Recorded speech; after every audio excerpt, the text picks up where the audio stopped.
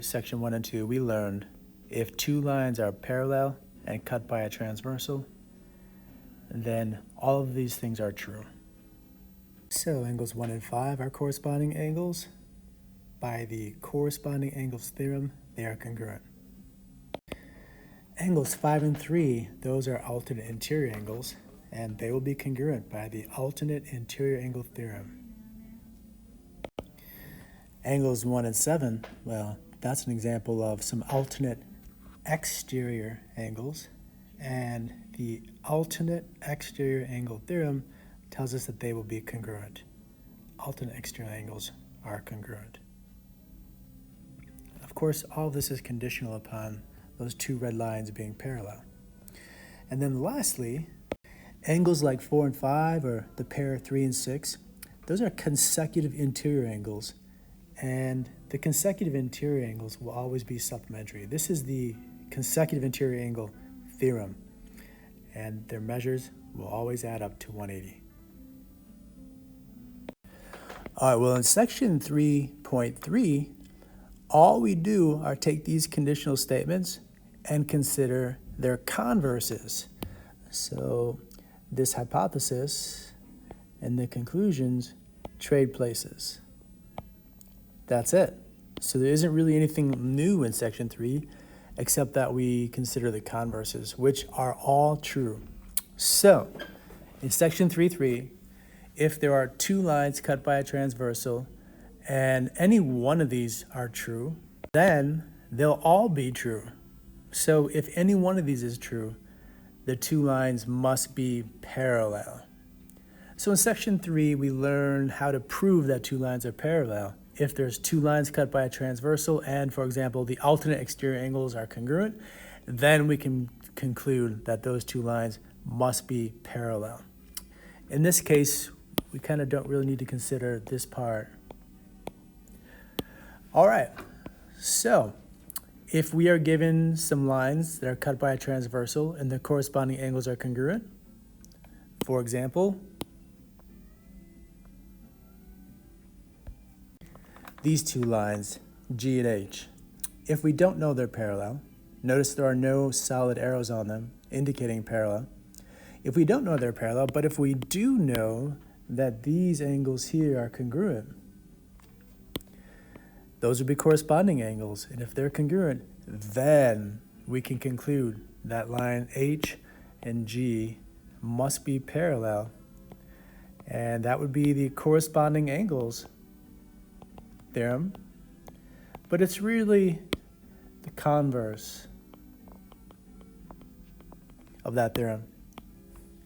So we have four ways to prove lines are parallel: the converse of the corresponding angles theorem, the converse of the alternate interior angles theorem, the converse of the alternate exterior angle theorem, and the converse of the consecutive interior angles theorem. These are the ways to prove and conclude that then two lines are parallel. All right, let's see a couple of examples from section 3.3. All right, here we want to find the value of x that makes lines M and N parallel.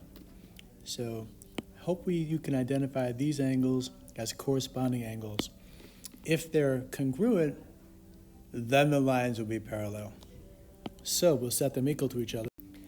Subtract 15 from both sides, divide both sides by 2, and there we have it. If x is 60, then these corresponding angles are congruent, and that will force M to be parallel to N. And number 5, well, what kind of angles do we have here? Hopefully you identify these as consecutive interior. So what is it about consecutive interior angles? Don't set them equal to each other. They have to add up to be 180 degrees. So we'll get 3x is 180, and dividing both sides by 3. If x is equal to 60, then these consecutive interior angles are supplementary. They add up to 180, and that will force M to be parallel to N. In these problems, we're finding the value of x that forces these lines to be parallel. And number 6, what kind of angles do we have here? So if you see these two angles, hopefully you will identify them as alternate interior angles, and those angles need to be equal to each other. So 3x will be equal to 2x plus 20. We can subtract 2x from the right and from the left, and there it is. All right, if x is 20, that will force m and n to be parallel.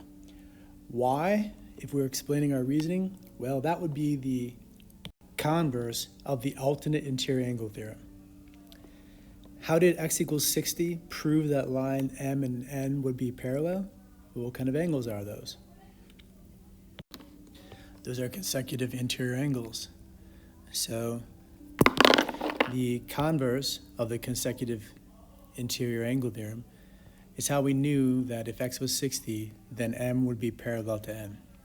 And finally, number 2, how do we know that x equals 60 will definitely force m to be parallel to n? That would be the converse of the corresponding angles theorem. If x is 60, then m will be parallel to n by the converse of the corresponding angles theorem.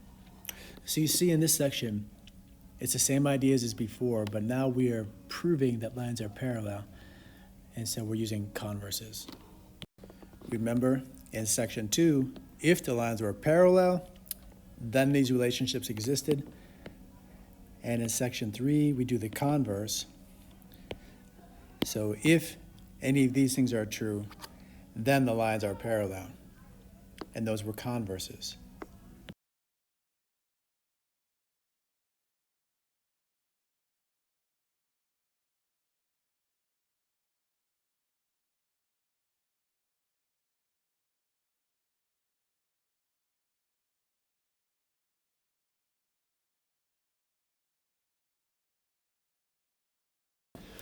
We're going to take a look at one more example, number 22.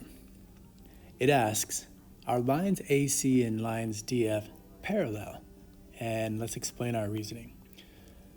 AC and DF are these horizontal lines.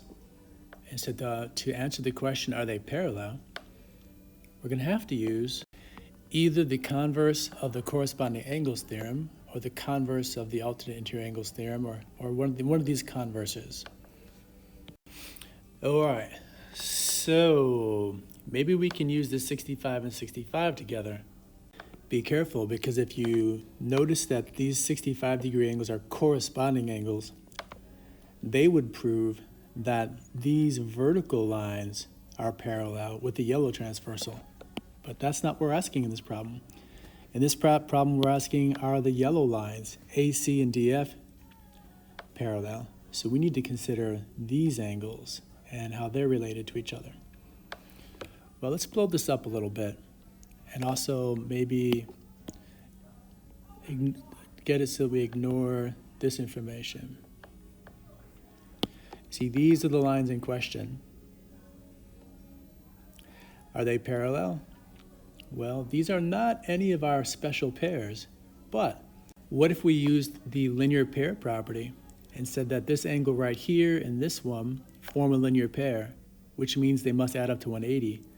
So 180 minus 65 is 115 degrees. So this angle needs to be 115 degrees. And now these angles here are congruent corresponding angles, 115 and 115. Since they're congruent, these lines formed by this transversal must be parallel. AC and DF are definitely parallel, and to explain their reasoning, we're going to name the theorem. That's the corresponding angle theorem's converse, so we're going to call it the converse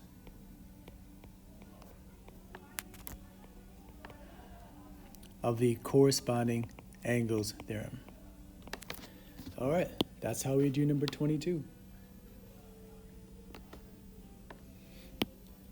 We're done with number 22. However, if the problem had been turned around to asking, can we prove whether or not these lines are parallel? Well, then we'd be using these 65-degree angles, because when this transversal, which we'll shade in black, when that cuts through the two purple lines, it forms these congruent corresponding angles. So the converse of the corresponding angles theorem could prove that the purple lines were parallel. All right, review those ideas in this video again if it helps. Or time to jump into the cloud and get some practice and develop those skills.